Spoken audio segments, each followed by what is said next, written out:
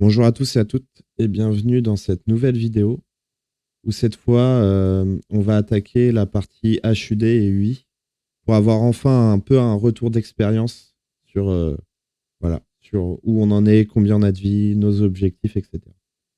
Donc dans Core, on va créer un dossier UI et tout de suite on va faire clic droit, User Interface, Widget Blueprint, WBP-HUD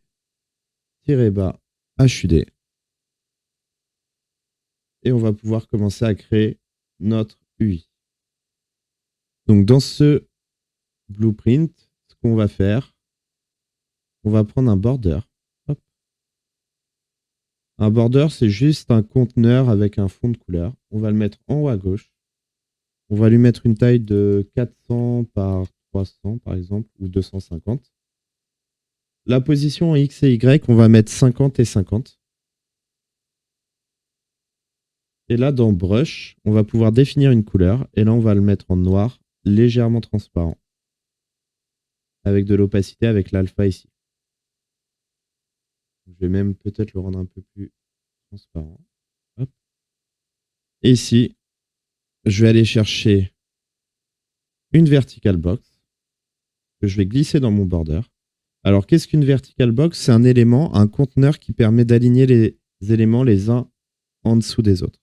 Regardez, si je mets un texte, puis un deuxième, vous voyez qu'ils s'alignent les uns en dessous des autres. Mon premier texte, ça va être objectif, 2 points. Il va être un texte qui va jamais bouger.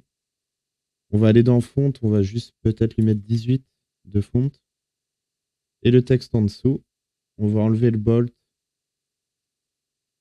on va le mettre en light, en 16.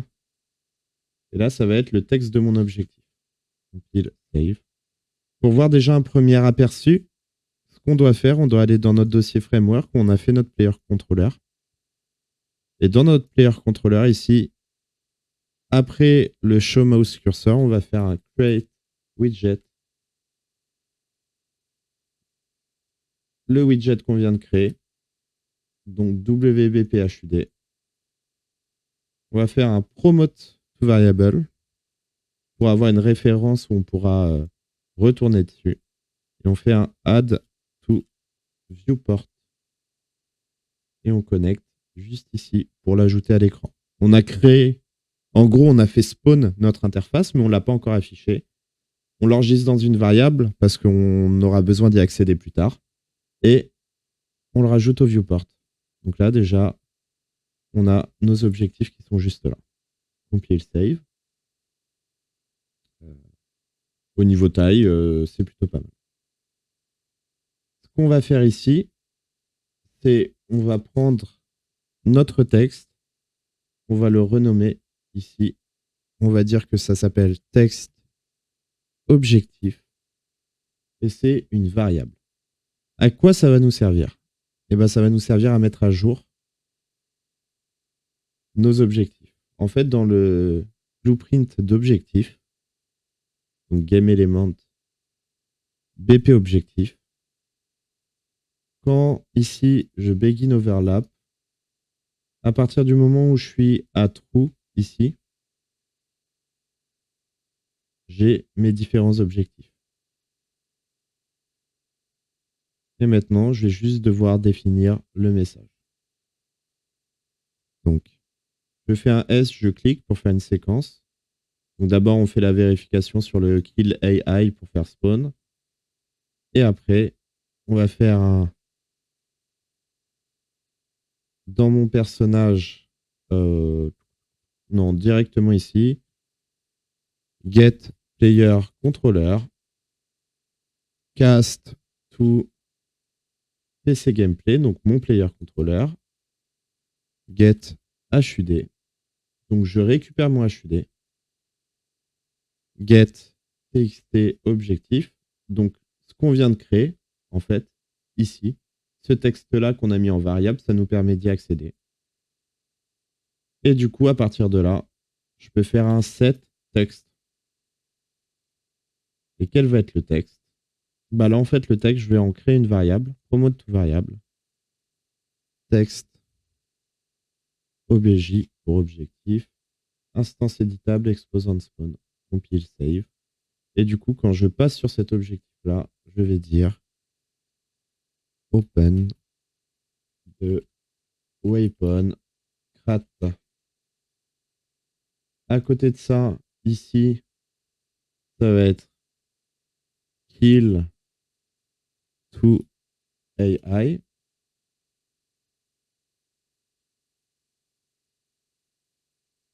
On pourrait même faire mieux. On fait kill 0 sur 2 AI.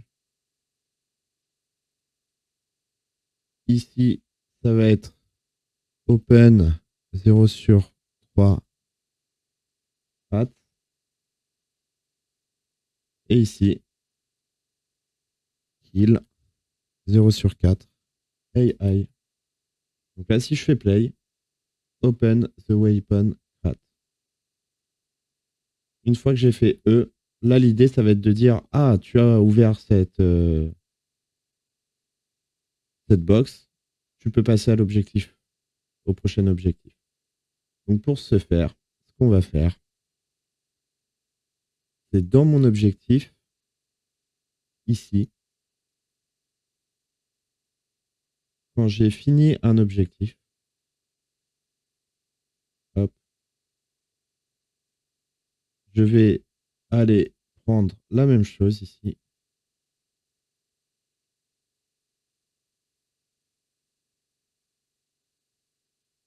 Sauf qu'au lieu de lui passer texte objectif ici, je vais supprimer promote et je vais appeler ça texte obj complete. Et de même, hop, save.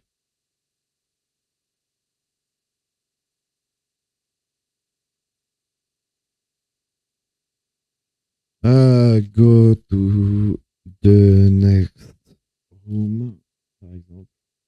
Je vais faire un texte très simple. Donc, comme c'est instance éditable exposant spawn, on retrouve forcément toujours et encore ici quand je clique sur mes objectifs dans le niveau. Hop. Et bah, je crois que c'est bon.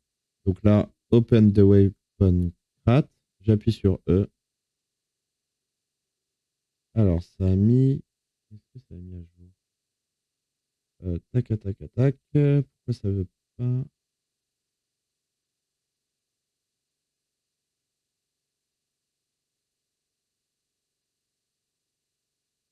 Get player controller. Alors, attendez, hop, hop. Je vais le mettre juste avant pour être sûr. Hop, et hop. Si je fais play,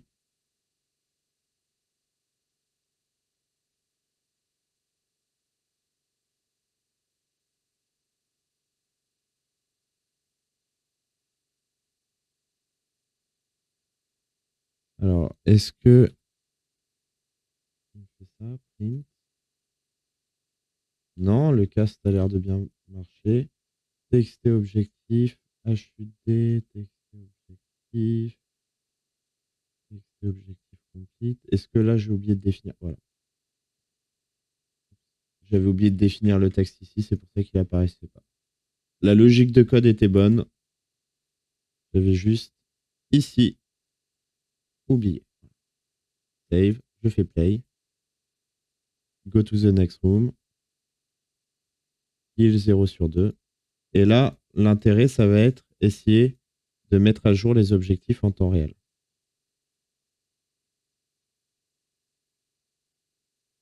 Et donc là, pour faire ça, c'est très simple. Sur mon objectif, ici, là, on a fait le calcul si l'objectif est complet. S'il n'est pas complet, on va reprendre ça. Et la différence, c'est qu'on va faire ici, hop, cette texte. On va prendre objective type. Et là, on peut faire un truc qui s'appelle le switch. Et le switch, du coup, il me donne les deux valeurs que peut prendre cette variable. Et du coup, pour chaque valeur, on peut définir quelque chose. Donc là, le kill AI, il aura un texte. Et de même, cet texte. Le opencrat aura un autre texte. Le texte, on va faire un format de texte. À quoi me sert le format de texte? C'est très simple. Il me permet en mettant des accolades, de dire par exemple, donc là on est sur kill AI, on va mettre kill,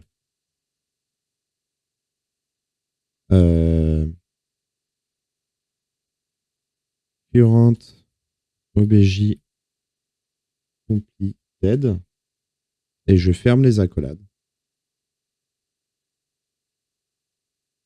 Et là, pareil, total obj ou complete, et je ferme l'accolade. À partir du moment où je fais entrer, vous voyez que ce que j'ai écrit là, c'est des variables qu'on peut définir. Et du coup, ces variables-là, c'est objectif completed, donc là où j'en suis, get, là où j'en suis, how, total d'objectifs to complete, c'est mon arrêt et le nombre d'éléments qu'il y a dans l'arrêt. Donc ça, c'est pour le kill d'IA. On va reprendre le même texte. Hop. Et là, je fais copier, coller. Je connecte ici. Et là, ça va pas être kill. Ça va être open. Blablabla. Plus loin. Crat. Et là, j'ai obligé de rajouter à la fin le AI. Si je fais play. Hop. Go to the next room. Blablabla. Là, je suis à kill 0 sur 2 AI.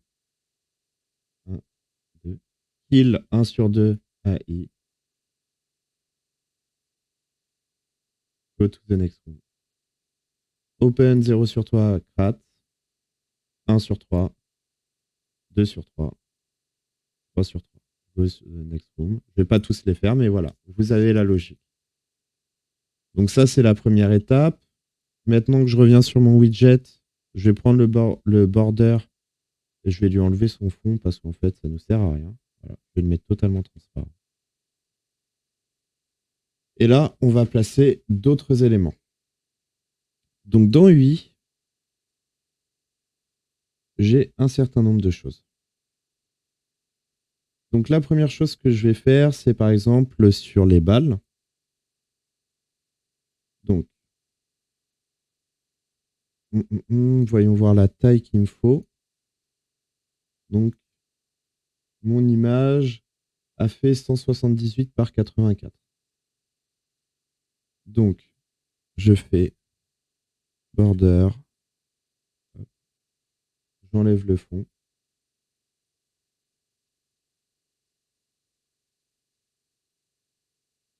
Je vais le mettre tout en bas à droite en 0, 0. 178 par 84, on a dit. Voilà. On va le déplacer comme ça. Alors, 1 et 1 en X. Et là, on va faire moins 50, moins 50. Dans ce border, on va lui rajouter une progress bar. Alors, qu'est-ce qu'une progress bar? C'est très simple. Ici, dans les paramètres, vous avez un pourcentage. Et ça vous permet de faire une barre de progression. Mais là, du coup, nous, on va tricher avec cette progress bar. Ça va gérer tout ce qui est nos armes. Là, vous avez hop, la possibilité de changer l'image dans style. On va dire background image. Donc, l'image de fond, ça va être bullet empty. Donc, ça, c'est quand on n'a pas de balle. Fill image, je vais chercher bullet full. Donc là, ça veut dire c'est quand on a nos 3 balles qui sont rechargées. Et donc là, quand je suis à 0,3, une balle, 2 balles, 3 balles. Et quand je vais tirer, je vais enlever 0,3. Et pour faire ça, c'est très simple. je vais dans Bind, Create Binding. En gros, ça veut dire que mon pourcentage va se mettre à jour en permanence par rapport aux valeurs que je vais lui passer. Et va tout le temps vérifier si c'est bon ou pas. On va prendre le Get Owning Player, Pawn, donc le personnage qui gère ce widget blueprint. On va faire un cast to BP main character. On va juste faire un print hello pour être sûr que le cast passe bien. Si je fais play, voilà, il me fait hello, le cast passe bien. Et du coup, là, on va prendre get bullet left, donc le nombre de balles qu'on a, get mag size, la taille de la recharge. Et si on prend le nombre de balles qu'on a et qu'on le divise par la taille du chargeur,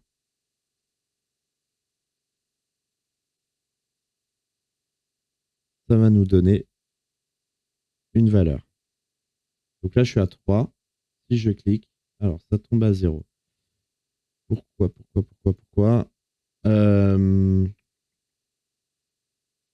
Max size, bullet left. Alors, voyons voir. S'il me reste 2 balles, que je divise par 3, c'est 0,6. Donc normalement, ça devrait être bon. Mais je pense qu'il me l'arrondit.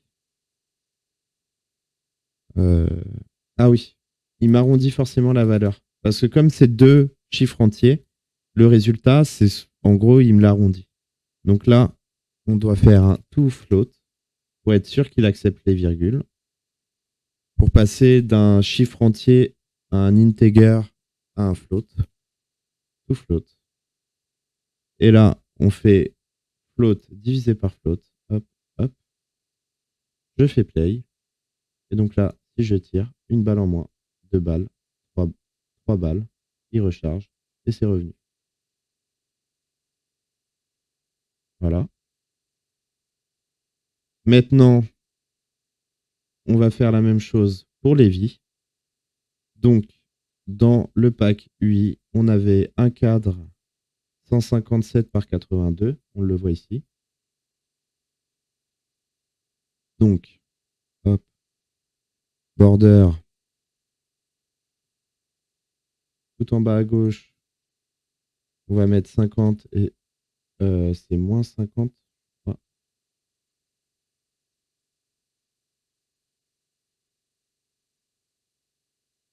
157 par 82. Hop. 157 par 82.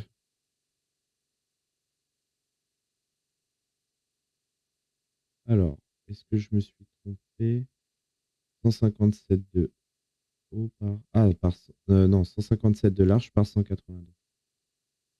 157 par 182. Je me trouvais le format bizarre. Et là, l'image, je vais chercher le cadre. Je vais rajouter un position Y moins 50. Voilà. Et maintenant, je vais rajouter ma barre de vie. Et donc là, on va faire exactement la même chose. On va lui faire un border. On va intégrer ici. Le border, alors, live bar, c'est 272 par 38. 272 par 38. Donc, 272 par 38. On va lui dire de scaler ici en bas à gauche, au cas où. Hop. On va mettre là. Et dans ce border, on va rajouter une progress bar. Alors, ma progress bar, ici, il y a un padding, on va lui enlever. On va mettre 0 pour qu'il prenne toute la place.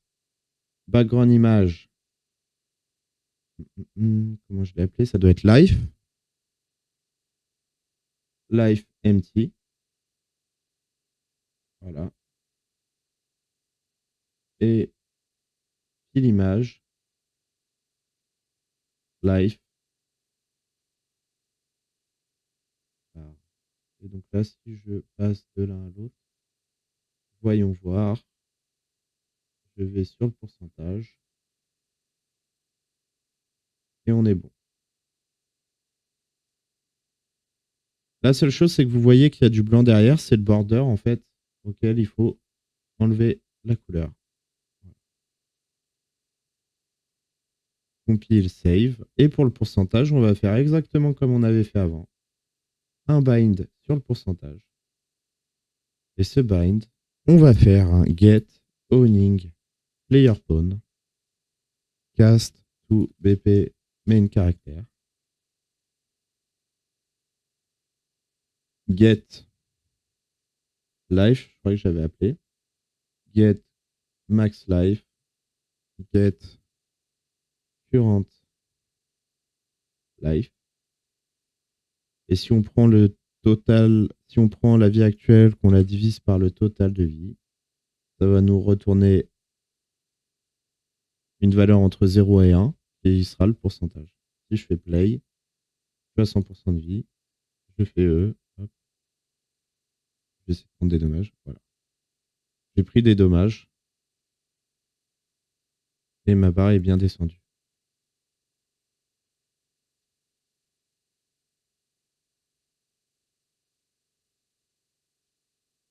Tout marche bien pour l'instant.